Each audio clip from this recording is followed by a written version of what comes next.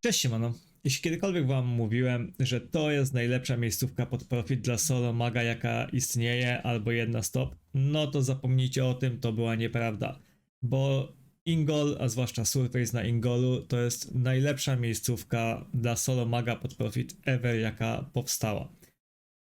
Ja osobiście trochę czasu na niej spędziłem i w tym filmie postaram wam się przybliżyć zarówno plusy, jak i minusy tej miejscówki. Powiem jak się ubrać, jak sobie ustawić kółko, oczywiście jakie czarmy wybrać i tak dalej, i tak dalej.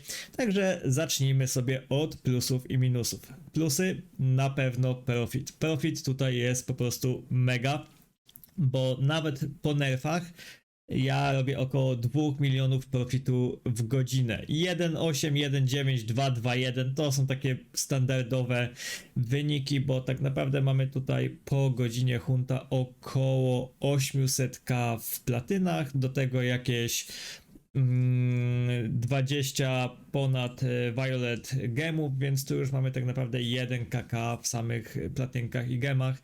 Do tego dochodzą jeszcze jakieś tam inne kosztowności, no i lot. Natomiast lot, no to pozostały to już jest częściowo minus tej miejscówki, ponieważ są to grube itemy typu MPA, MMS-ki, Hammer of Wrath, jakieś Knight'Armory, Lightning Legi, tego typu rzeczy, Heavy Mace'y. I problem z tego typu lotem jest taki, że jest on bardzo losowy. No i czasami posypię naprawdę grubo, bo osobiście zdarzyło mi się, że wypadły mi 3 MPA z jednego pula. Natomiast czasami zdarza się, że sypie naprawdę słabo, no ale nawet jeśli sypało mi naprawdę słabo i kiepsko, no to i tak 1,5 bańki w godzinę profitu tam robiłem. Jeśli chodzi o expa, no to zależy. W trakcie streama jak to bije, no to jakieś 3,8 do 4,5 kk na godzinę, natomiast jak gdzieś tam off stream naprawdę się skoncentruję, no to 5 baniek jestem w stanie przekroczyć. Szału nie ma, no ale przy tym proficie, no to myślę, że naprawdę i tak jest całkiem spoko. Oczywiście przed nerfami było jeszcze lepiej, bo ja na moim levelu byłem w stanie zrobić jakieś 2,5, 2,6 miliona profitu na godzinę, natomiast po nerfach no to dość znacząco spadło. Niemniej tak naprawdę dużym plusem tej miejscówki jest to, że jedyne co was tutaj ogranicza to wasz level i magic level, bo tak naprawdę nawet bijąc to 1500 levelem, resp na pewno wam tutaj wyrobi i po prostu zwiększy wam się jeszcze bardziej profit. Myślę, że taki 1500 level jest w stanie tutaj zrobić około 4 milionów na godzinę z tego co się orientuję, więc myślę, że też całkiem przyzwoity pieniądz, prawda? Jeśli chodzi o minusy, no to największy minus jest taki, że jelenie uciekają na czarnym HP i to jest strasznie denerwujące, bo co 2-3 kółka musicie zrobić taką momentkę, w której wybijacie te mobki, które gdzieś tam się porozbiegały na tym czarnym HP, no i jest to trochę upierdliwe. Kolejny minus jest taki, że jeśli się strapujecie w trakcie bicia mobów z 8, jeszcze będziecie mieć kilka mobów wokół, no to tak poniżej tego 1000 levela prawdopodobnie zginiecie, bo jeśli będzie tych mobów sporo, a tu się bije mniej więcej pulę po 30-40 mobów, no to was po prostu to praktycznie zone-shootuje. No i na pewno minusem jest to, że trzeba bardzo uważać, bo błędy tutaj są dość kosztowne. Te potwory potrafią naprawdę mocno uderzyć, mocno skombować, nawet jeśli do nas nie podejdą z dystansu. Mi się zdarzało, że dostawałem za 2/3 HP bułę po prostu z dystansu od tych mobów, więc też na pewno trzeba będzie się skoncentrować na tej miejscówce. Natomiast plus jest taki, że nie musicie tak bardzo przykładać wagi do tego, w jaki sposób tutaj biegacie, bo resp jest tak duży i szybki, że tak naprawdę możecie go podzielić między dwie osoby. Możecie sobie bić lewą i prawą stronę rzeki po jednej osobie i na pewno resp wam wyrobi. Tak naprawdę jak przyjdziecie tutaj takim 700 levelem, bo myślę, że na mniejszym raczej bym nie przychodził, bo spróbować możecie, natomiast myślę, że będzie to dość niebezpieczne i będziecie się trochę męczyć, natomiast jak najbardziej polecam spróbować. Natomiast jeśli wtedy nawet będziecie bić 2 pule, żeby tych mobów nie było aż tak dużo, to ten resp wam wyrobi. Ja osobiście zazwyczaj, kiedy biję tego respa, to biję sobie 4 pule, 4 tak jakby klaty, ale tylko ze względu na to, że po prostu wtedy jest mi wygodniej zbierać lota, bo kiedy wybijam 4 pule, to po prostu te ciałka z poprzedniego okrążenia zdążą troszeczkę przegnić i już się różnią od tych świeżych, więc po prostu wygodniej jest mi zbierać lota. Natomiast jeśli chodzi o samą szybkość respa, myślę, że 3 pule spokojnie by mi wystarczyły. Natomiast też nie zauważyłem, żeby robienie kółek po całym, dokładnie w całkowitym surface'ie gdzieś tam podbijało mi cyfry. 3-4 klaty są w zupełności wystarczające, więc myślę, że nie ma to sensu, zwłaszcza, że po prostu te klaty, które ja biję, dają nam największy obszar, w którym możemy biegać z tymi potworami bez większych przeszkód i jest po prostu najbezpieczniej, najwygodniej. Jeśli chodzi o to, z czego bijemy tutaj na tym respie, no to MS jest tu troszkę uprzywilejowany, jeśli chodzi o żywioły, ponieważ GFB lepiej chodzą w Krapmany, natomiast lud lepiej wchodzi w Harpie. Przy czym reindeerów i Krapmanów jest mniej więcej tyle samo, a Harpy jest o połowę mniej, więc ten lud tak bardzo nie oddaje. Natomiast ja osobiście biję z Avalanche ze względu na to, że ja korzystam w kółku z Runic Mastery, żeby podbijać ten Magic Level przy rzucaniu z Avalanche, ponieważ no głównie będziecie tutaj bić z runek obszarowych, plus do tego jakiś ułek, od czasu do czasu jakieś wave'y. Myślę, że MS na pewno dużo więcej będzie używał tutaj wave'ów, bo Fire Wave po prostu ma duży obszar i tak jak mówię, Krapman i Reindeer są wrażliwe na ogień. Natomiast na Druidzie bardziej według mnie opłaca się używać głównie run, plus do tego ja używam też Twin Bursta, czyli tego nowego łeka, no i oczywiście zwykłego łeka. Natomiast tak jak mówię, na MS-ie ja raczej poszedłbym w GFB, owszem, również w Runic Mastery, żeby podbić te obrażenia od ognia, dlatego mówię, MS tu będzie jeszcze bardziej uprzywilejowany, jeśli chodzi o żywioły. No i oczywiście oprócz tego na MS-ie też podbiłbym sobie damage z Fire Wave'a oraz zmniejszenie cooldownu łeka. Myślę, że to są takie podstawowe rzeczy, na które warto zwrócić tutaj uwagę. Także Druidzi raczej Ava, natomiast MS-i oczywiście GFB. Nie mówię, że Druidem nie możecie używać GFB, to tak naprawdę myślę, że osiągnięcie podobne cyfry używając GFB-ków na Druidzie jak Avalanche, bo gdzieś tam ten balans między Runic Mastery a wrażliwością mobów gdzieś tam to zrówna. Ja osobiście też jeszcze planuję potestować trochę z GFB-kami, czy będzie miało to sens i czy podbije mi cyfry, natomiast tak jak mówię, teraz robię jakieś 2 miliony profitu i 5 milionów expa na godzinę, więc jestem całkiem zadowolony z obecnych cyfr, aczkolwiek no zawsze oczywiście może być lepiej.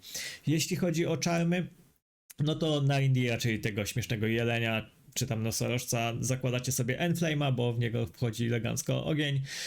Natomiast na małpę tego Krapmana ustawiacie sobie Kersa, bo jest najbardziej wrażliwy na śmierć.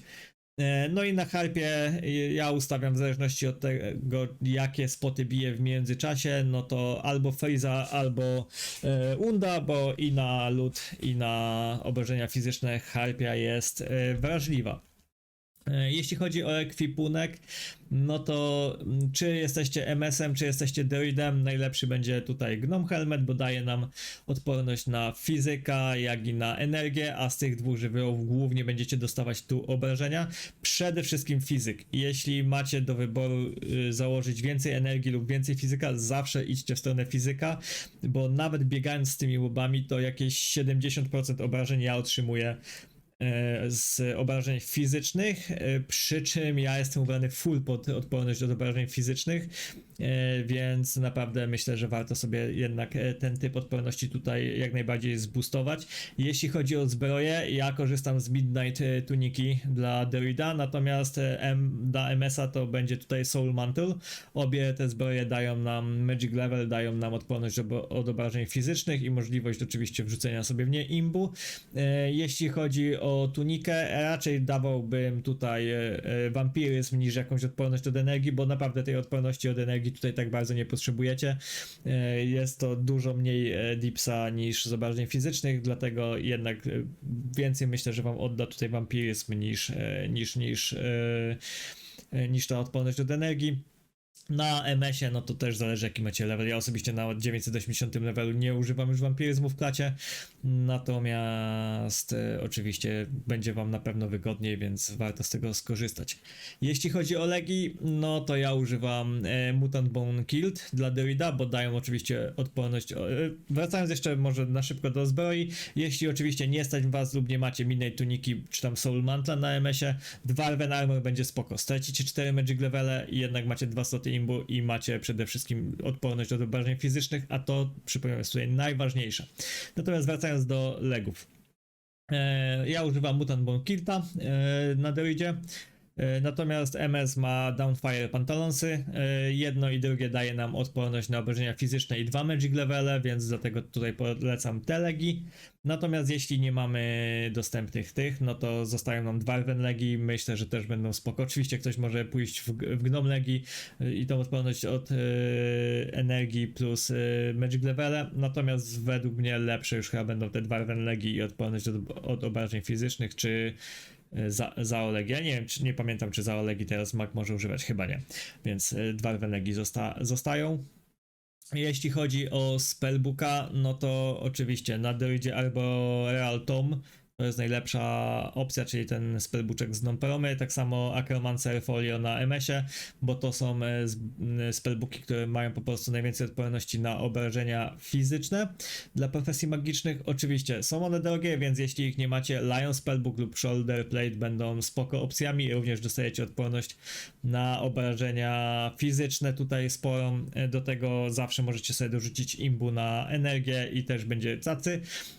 Także nie potrzebujecie tych gnomperomowych, bisowych spellbooków, może być Lion albo Shoulder Plate będzie w pyta.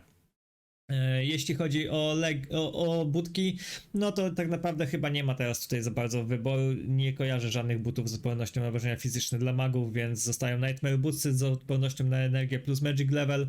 No i z tych ja korzystam, jest ok. No natomiast jeśli pojawiłyby się jakieś z odpornością na obrażenia fizyczne, prawdopodobnie poszedłbym w tamtą stronę.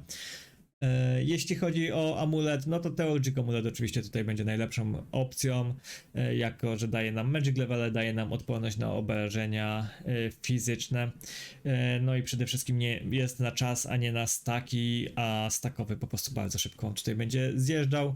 Jeśli chodzi o Ringa, oczywiście możecie próbować z plazmą, ja osobiście zakładam Prismatic Ringa, robi bardzo dużą różnicę, daje nam odporność od fizyka, daje nam odporność od energii i dużo wygodniej, dużo przyjemniej, dużo bezpieczniej przede wszystkim się hunci, nie dostajecie tak dużych ból.